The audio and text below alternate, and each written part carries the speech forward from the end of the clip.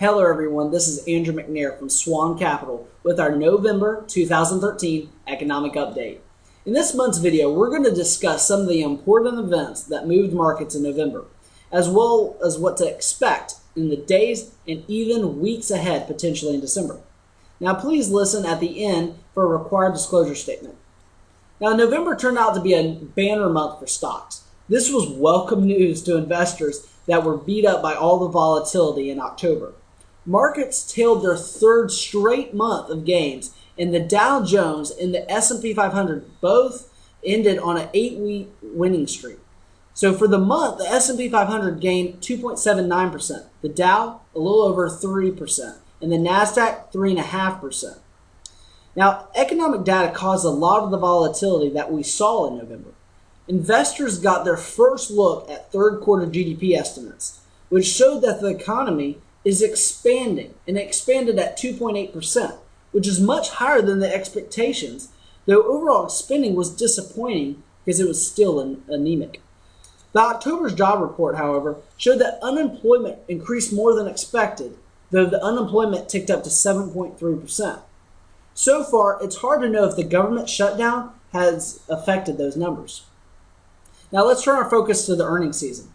Earnings season wrapped up in November, and our overall verdict is that third quarter earnings have been pretty good, especially relative to the last few quarters. There still isn't a lot of growth out there, but our company management is doing a good job of under-promising and over-delivering, leading to some of these solid earnings reports that we're seeing.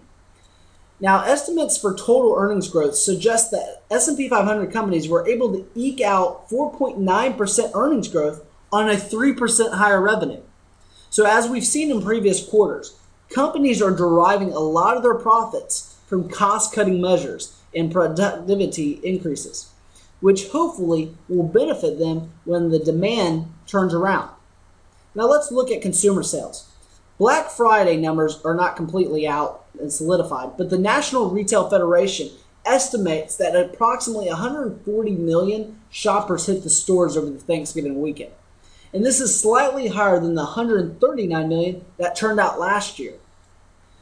This is a huge deal because holiday shopping accounts for about 20% of retail sales, so which puts the real pressure on getting consumers through that door. 2013 is an unusual year because there are fewer shopping days. There's less than 30 days between Thanksgiving and Christmas. So retailers are slashing prices to attract these shoppers. While it's hoped that these efforts will bring in more business, it could have significant effects on their margins. Now, as we move into December, traders will be monitoring economic data closely before the mid-December Federal Reserve FOMC meeting. The Fed has repeatedly stated that it intends to let the data guide their decision about tapering.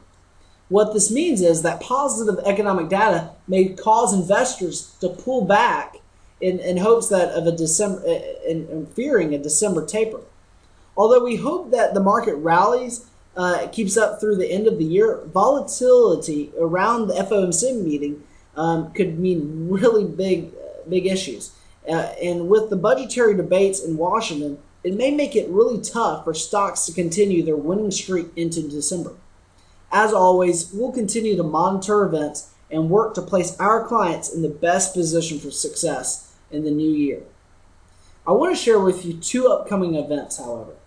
The Veteran Benefit Project is doing two workshops, one at Homestead Village in Pensacola, which is off Pine Forest Road, and one at Homestead Village in Fairhope. So you don't want to miss these events. Check it out at Upcoming Events tab on swan-capital.com.